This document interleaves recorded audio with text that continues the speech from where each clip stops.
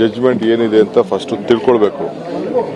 ನೀವು ಒಬ್ಬೊಬ್ರು ಒಂದೊಂದು ಥರ ಹೇಳೋದನ್ನ ನಾನು ಕೇಳಕ್ಕೆ ತಯಾರಿಲ್ಲ, ಯಾಕೆಂದ್ರೆ ನನಗೂ ಜವಾಬ್ದಾರಿ ಇದೆ.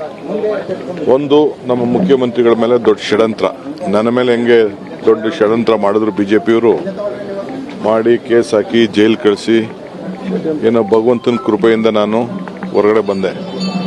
ಕೇಸು ಕೂಡ ಅದು ಜೈಲಿಗೆ ಹೋಗಿದ್ದ ಕೇಸು ಕೂಡ ವಜಾ ಆಯಿತು.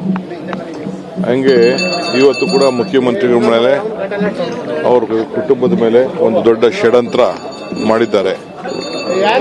ಅವರು ಕ್ಲೀನಾಗೆ ಬರ್ತಾರೆ, ಯಾವ ತನಿಖೆ ಆದೇಶ ಮಾಡಲಿ ಏನೇ ಮಾಡಲಿ.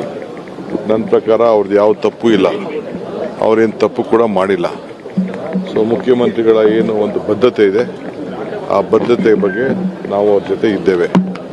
ಅವರು ಮಾಡಿರೋಂಥ ಕಾರ್ಯಕ್ರಮ, ರಾಜ್ಯಕ್ಕೆ ಕೊಟ್ಟಂಥ ಕೊಡುಗೆನ ಬಿಜೆಪಿಯವ್ರ ಕೈಲಿ ಸಹಿಸ್ಕೊಳಕ್ ಆಗ್ತಾ ಇಲ್ಲ. ಅದಕ್ಕೊಂದು ದೊಡ್ಡ ಷಡ್ಯಂತ್ರ ನಡೀತಾ ಇದೆ. ಇಷ್ಟು ಮಾತ್ರ ಹೇಳ್ತೀನಿ. ಮಿಕ್ಕಿದ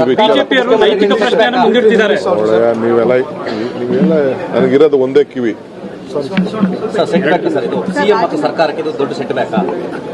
ನಾನು ಫಸ್ಟ್ ನೋಡಿ ಹೇಳ್ತೀನಿ, ಸೆಟ್ ಬ್ಯಾಕ್ ಏನು ಸೆಟ್ ಬ್ಯಾಕ್ ಇದೆ, ತನಿಖೆ ಏನು ನಡೀತದೋ ನಡಿಬೇಕು ಅಂತ ಆದೇಶ ಕೊಟ್ಟಿದ್ದಾರೆ ಅಂತ ನೀವು ಹೇಳ್ತಾ ಇದ್ದೀರಿ.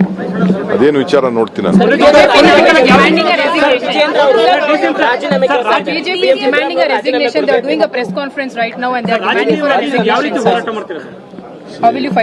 See, there is no question.